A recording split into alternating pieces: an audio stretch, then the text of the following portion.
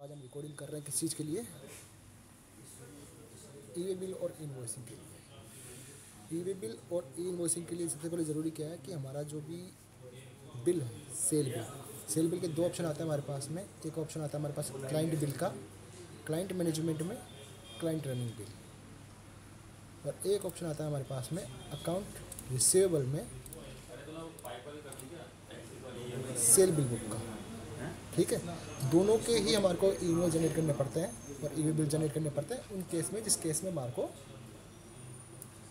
Bill हमारा material supply हो रहा है। तो क्लाइंट मैनेजमेंट के जितने भी इनवॉइस होते हैं वो सर्विस के इनवॉइस होते हैं, तो उनमें ई वे बिल रिक्वायर्ड नहीं होता एक तरह से। और जितने भी हमारे नीचे अकाउंट रिसीवेबल के होते हैं ये सारे मटेरियल के बिल होते हैं, तो इनमें ई वे बिल, ई इनवॉइस के साथ में ई वे बिल भी रिक्वायर्ड होता है। ठीक है ना। लेकिन अगर कोई सर्विस का है तो सर्विस में ई वे बिल नहीं जनरेट होगा, केवल ई इनवॉइस जनरेट होगा। उसके लिए ज़रूरी क्या है कि हमारे जो अकाउंट रिसीवेबल में सेल बिल है, अकाउंट रिसीवेबल में जो सेल बिल है हमारे, इनका स्टेटस क्या होना चाहिए? अप्रूव।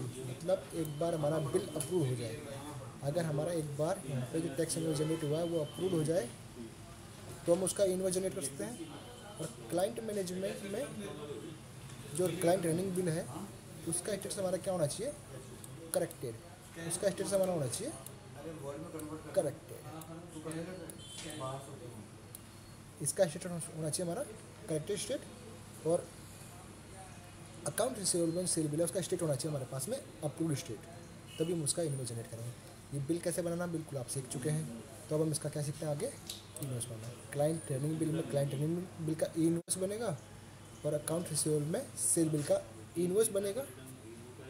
और साथ में जहाँ जहाँ सप्लाई का आएगा हमारा केस, वहाँ पे हम उसका ई वे बिल भी बनाएंगे। ठीक है। अब ई इनवॉइस और ई वे बिल बनाएंगे, हमारे को जाना पड़ेगा फाइनेंस मैनेजमेंट के मॉड्यूल में।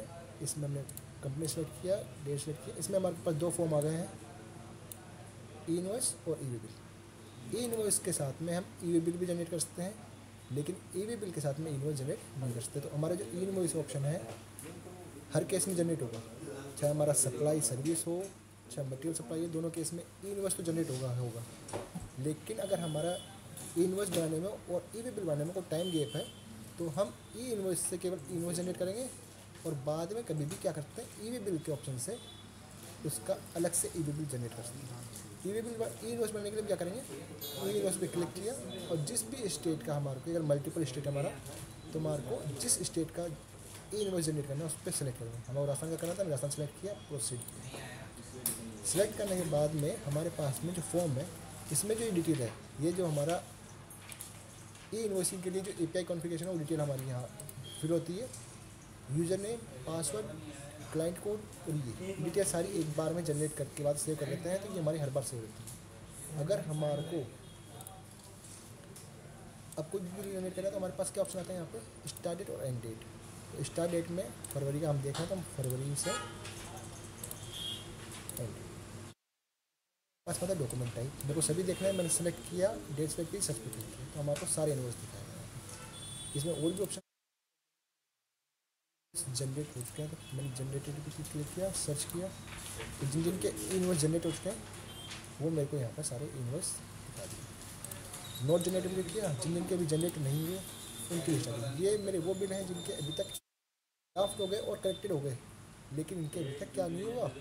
ई इनवॉइस जनरेट नहीं हुआ। इनका अभी तक ई इनवॉइस जनरेट करना पेंडिंग है। ये मेरे बिल हैं सारे, इसका ई इनवॉइस जनरेट करना पेंडिंग है। तो ये हमारे को यहाँ से क्या है? डेट डालना है, डॉक्यूमेंट टाइप डालना है, सब हमें हमें करना है उस बिल को सिलेक्ट। अगर मेरे को इस बिल को इनवॉइस जनरेट करना है तो हम क्या करेंगे? इस बिल को सिलेक्ट करेंगे और जनरेट इन पे क्लिक करेंगे। ई इनवॉइस के फॉर्म में हमने डॉक्यूमेंट सर्च किया, हमारा डॉक्यूमेंट में से उसको टिक किया और जनरेट पे क्लिक करेंगे। जैसे हम जनरेट पे क्लिक करते हैं तो ये थोड़ा सा टाइम लेता है, एज़ पर जितना बड़ा हमारा जो बिल होगा, जितने उसमें आइटम होंगे उस हिसाब से थोड़ा टाइम लेगा और हमारे को क्या ऑप्शन मिलेगा? ई इनवॉइस का फॉर्म ओपन होगा हमारे पास। तो वेट करते हैं थोड़ा सा।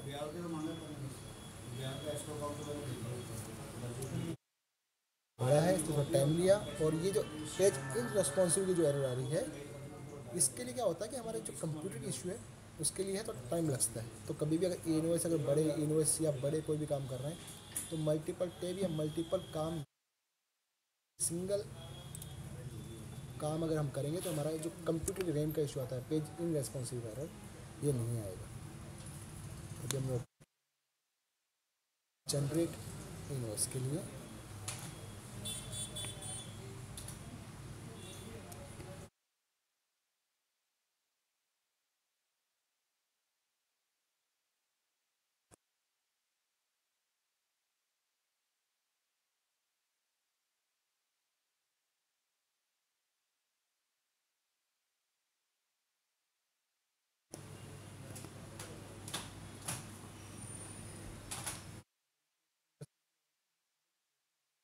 से हमारे, ताकि हमारी जो पीसी की रैम है वो क्लियर हो थोड़ी सी।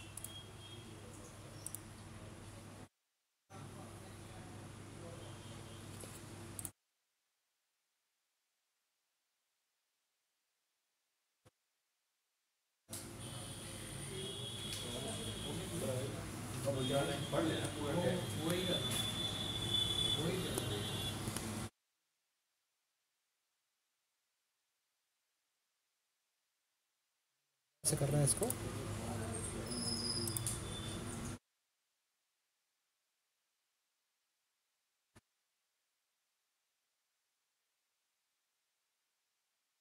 इसके लिए हम जाएंगे फाइनेंस मैनेजमेंट पे, इनवॉइस, रजिस्टर नंबर सेलेक्ट किया, प्रोसीड, पीरियड सेलेक्ट किया हमने, और मेरे को केवल नोट जनरेट भी देखना है, सर्च किया, जिसका मेरे को जनरेट करना है मैंने वो सेलेक्ट किया और जनरेट पर मैंने यहाँ क्लिक किया।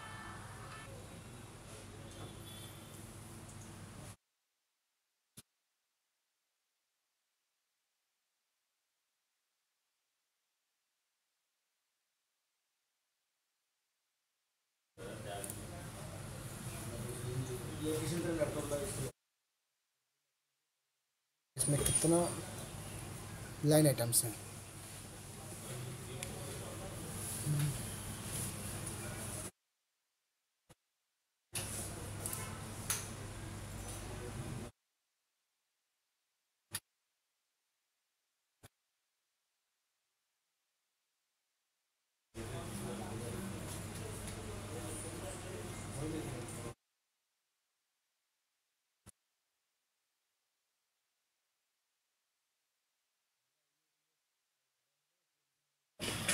समझने के लिए मेरे पास दूसरा बिल खोल लेते हैं एक बार ना। हम रिपीट किया,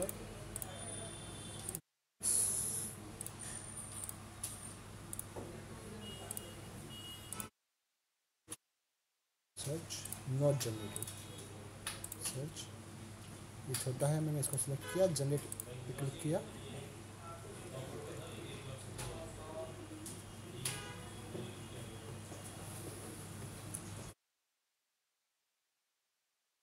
से मैंने इसको सेलेक्ट किया, ये मेरा इनवॉइस का पेज ओपन हो गया। पहले वाला ओपन इसलिए नहीं हो रहा कि उसमें लाइन आइटम बहुत ज़्यादा होंगे, तो उसको अपन बाद में टैकल करेंगे। समझने के लिए क्या किया, मैंने ओपन किया। इनवॉइस में हमें क्या क्या देखना है, इसमें हमें देखना है जिसका हमने जनरेट किया, राजस्थान का जनरेट हम कर रहे थे, सेल्फ रजिस्टर नंबर। हमारे को यहाँ पे पूरी डिटेल चेक करनी है। पहले तो इनवॉइस की डिटेल चेक करनी है, फिर सप्लाई डिटेल चेक करनी है, फिर बायर की डिटेल चेक करनी है, और फिर हमारे को मटेरियल चेक करके हमारा फाइनल जो अमाउंट है वो चेक करना है। ये करने के बाद में हम क्या करेंगे, पहले जैसे मेरे को देखना है कि मेरे को इनवॉइस में जो नंबर है मेरा, अभी जो नंबर आ रहा है वो सिस्टम जनरेटेड नंबर आ रहा है।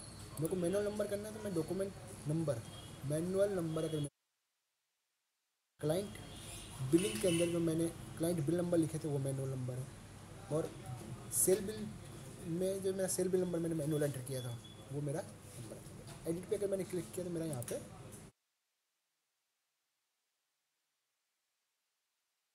ऑटोमेटिक आ रही है।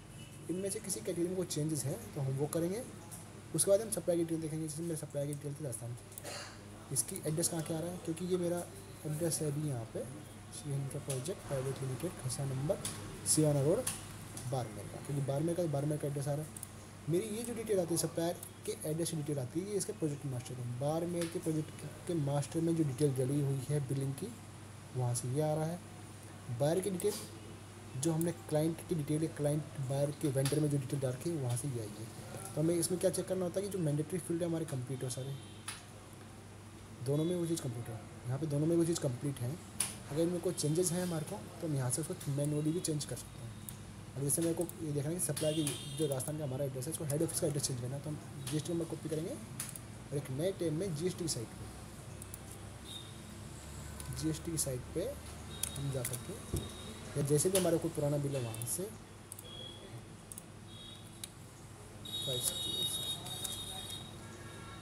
हमें हमारा एड्रेस अपडेट करना है। मैंने एड्रेस कॉपी किया और इसके एड्रेस की डिटेल अपडेट कर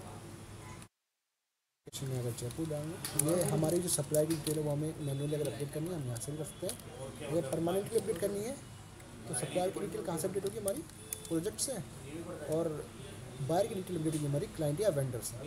वो डिटेल हमारी यहाँ से क्लाइंट से या वेंडर से जहाँ से हमारा इसका डिटेल है। उसके बाद में हमारे को यहाँ पे हमारे जो प्रोडक्ट है इनकी डिटेल कंप्लीट होनी चाहिए।